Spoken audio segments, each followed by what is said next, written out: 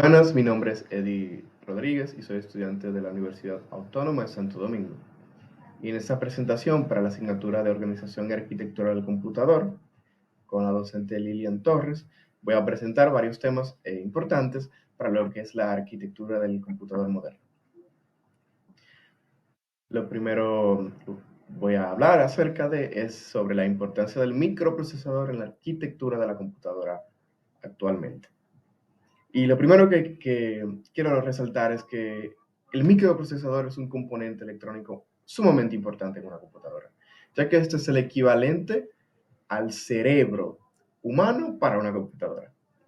Pues este se encarga de gestionar, de controlar todos los procesos, los datos que este recibe en la computadora para luego realizar ciertas tareas con estos datos. Es el, es el que controla la computadora en síntesis. Entonces, los microprocesadores modernos son miles, millones de veces más potentes que sus predecesores, digamos. Un ejemplo que pongo es el primer microprocesador, el Intel 4004, lanzado en 1971 para una calculadora, para realizar operaciones aritméticas. Este podía realizar 60.000 ciclos por segundo, que suena a mucho, pero en comparación con un microprocesador de gama media en la actualidad, como es el Intel i5 de sexta generación, que fue lanzado en 2015, este permite realizar 3.600 millones de ciclos por segundo. Gran potencia.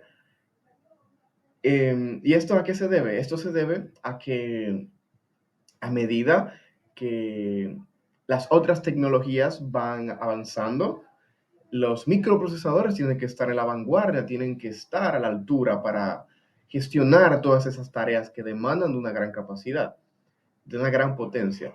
Pues gracias al avance de estos es que el sector, por ejemplo, de la inteligencia artificial, el análisis de gran cantidad de datos o incluso del gaming es que han progresado. Entonces, ahora voy a presentar lo que es la diferencia entre los puertos USB versus los puertos SATA.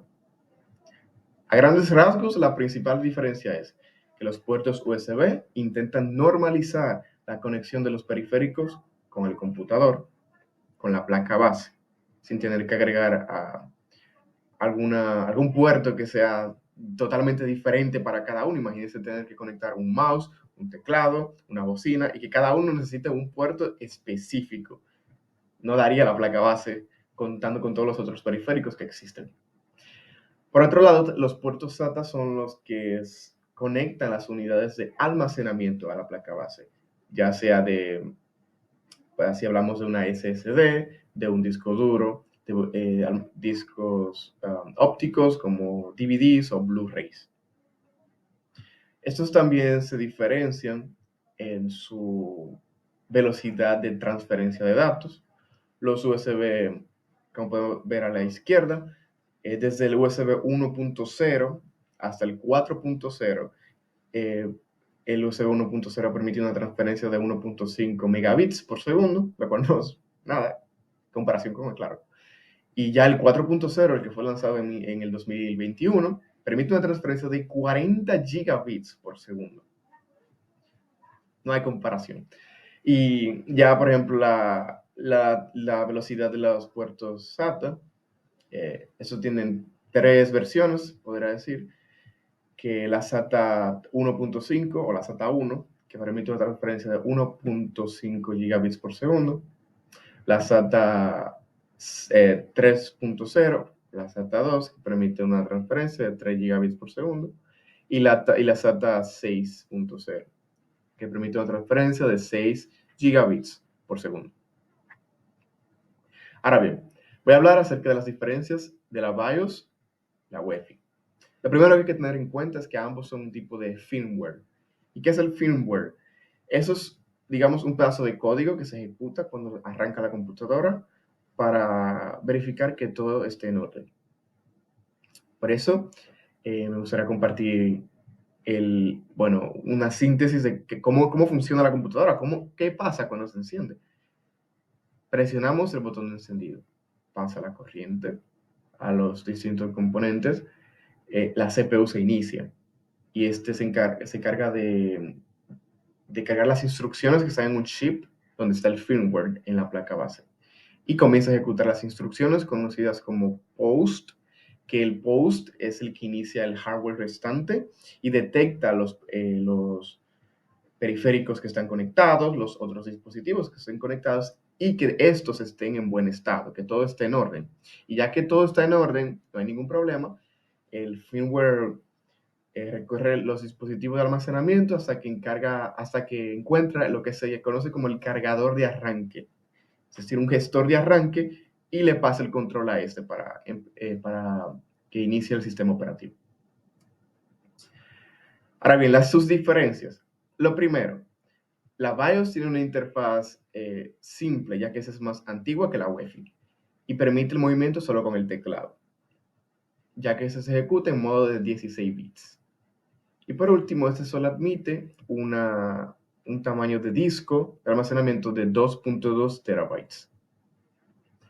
La UEFI, por otro lado, es la más moderna y es el estándar que se quiere obtener en las computadoras modernas. Este cuenta con una interfaz más moderna. Permite el movimiento de teclado y mouse, ya que se ejecuta en modo de 32 a 64 bits. Y admite un tamaño teórico de almacenamiento de discos de 9 zettabytes. Una locura. También este proporciona un arranque más rápido y permite lo que se le conoce como el arranque seguro o Secure Boot, que evita que se arranquen sistemas operativos o aplicaciones que no estén debidamente firmadas. Aquí podemos ver su interfaz, cómo difieren. A la izquierda está la BIOS, a la derecha está la UEFI. La UEFI permite, como puede ver, permite obtener más control del hardware de la computadora, ya sea como la velocidad de los abanicos o para realizar overclocking. Por último, la importancia de los periféricos en el funcionamiento del computador. Los periféricos son sumamente importantes en la computadora, ya que estos mejoran la experiencia del usuario y permiten la interacción del usuario con la computadora. Gracias, por ejemplo, a periféricos como el teclado, como el mouse, el usuario puede introducir información a la computadora. Y gracias a periféricos como la pantalla, la computadora, cuando procesa esta información, le devuelve el resultado que quiere el usuario. Imaginemos un mundo donde sea que para introducir datos en una computadora se tenga que tener un switch de apagado, encendido para enviarle datos a la computadora. Sería un poco no muy interactivo de cierta forma o no muy amigable para el usuario. Además, los periféricos permiten agregar funcionalidades extras al computador.